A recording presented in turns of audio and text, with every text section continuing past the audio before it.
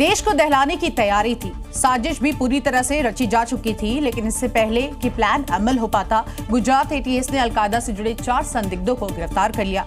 ये चारों social media पर जहर फैला रहे थे। इनके पास आतंकी संगठन से जुड़े डॉक्यूमेंट्स भी मिले हैं। शुरुआती जांच में कई अहम सुराग मिले हैं और अब इनसे पूछताछ की जा रही है और नेटवर्क की गहराई खंगाली जा रही है। दरअसल गुजरात एटीएस, दिल्ली पुलिस और यूपी एटीएस के जॉइंट ऑपरेशन में अलकायदा से जुड़े AQIS मॉड्यूल के 4 संदिग्ध आतंकी गिरफ्तार किए गए हैं, जिनका खूंखार प्लान अब लीक हो चुका है, क्योंकि दावा किया जा रहा है कि इनके निशाने पर देश की राजधानी दिल्ली थी और बहुत जल्द बड़ी आतंकी घटना को अंजाम देने वाले थे। इतना ही नहीं, इनके नापाक मंसूबे दिल्ली तक ही सीमित नहीं थे। जानकारी के मुताबिक और इन चारों का टारगेट था देश को दहलाना, जिसका प्लान 15 अगस्त से पहले शुरू होने वाला था। ये चारों सोशल मीडिया के जरिए आपस में संपर्क में थे और इंस्टाग्राम पर एक ग्रुप भी बना रखा था। गुजरात एटीएस के सूत्रों के मुताबिक इन चारों को पाकिस्तान से एक बड़ा टास्क मिलने वाला था और उससे पहले ही सुरक्षा एजेंसियों ने इस साजिश को नाकाम कर दिया। ऑपरेशन के अंत में जो चारों सस्पेक्टेड आरोपी है, इनको हम पकड़ पाए हैं। इनके फोन के आधार पे हमने काफी सारा डेटा प्राइमा फेसी चेक किया, जिसमें अलकायदा के काफी सारा कंटेंट ये लोग पूरे भारत में प्रचार प्रसार कर रहे थे। देश में गजवाए हिंद को लेकर बड़ी प्लानिंग रची जा रही थी, बड़ा खेल खेला जा रहा था, जिसका खुलासा अब अलकायदा के 4 आतंकियों की गिरफ्तारी से हुआ है, जो कह रहे थे कि हिंदुस्तान में जिहाद होगा और यही जिहाद अल्लाह का हुक्म है। अब इनकी गिरफ्तारी के बाद प्लान पूरी तरह से एक्सपोज हो चुका है और इतना ही नहीं, इनके पास से गजवाए हिंद का एक्सक्लूसिव मैप भी मिला है। तुम क्यों नहीं तड़पते हो जिहाद की खातिर? एक नहीं, 2 नहीं, बल्कि एक साथ कई सैकड़ों वीडियो कुछ ऐसा ही संदेश देते हुए फैलाए जा रहे थे।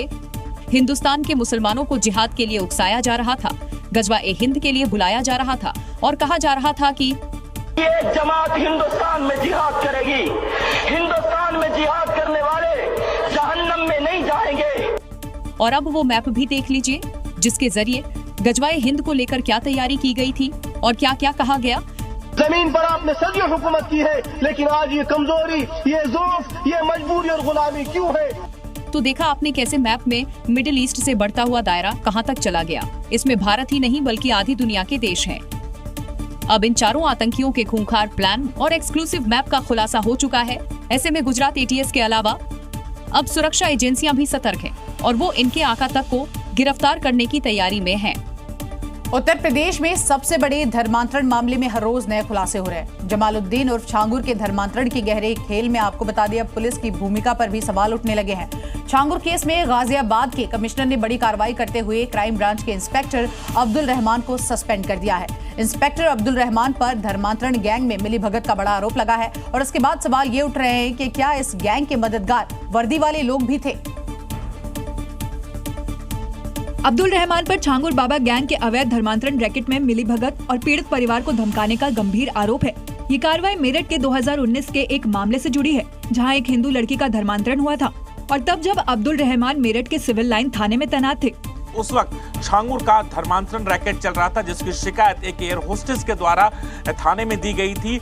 उस समय अब्दुल रहमान सिद्दीकी ने न केवल मुकदमा दर्ज किया, बल्कि पीड़ित परिवार को धमकाया भी। अब्दुल रहमान सिद्दीकी पर आरोप है कि एक लड़की के लापता होने और कथित धर्मांतरण की शिकायत के बाद कार्रवाई नहीं हुई, पीड़िता की शिकायत नहीं सुनी, परिवार को डराया और धमकी दी। इसके बाद अब 6 सालों के बाद उन पर ये एक्शन लिया गया है। इससे पहले कई पुलिस कर्मियों की छांगुर की मदद की बात सामने आई थी।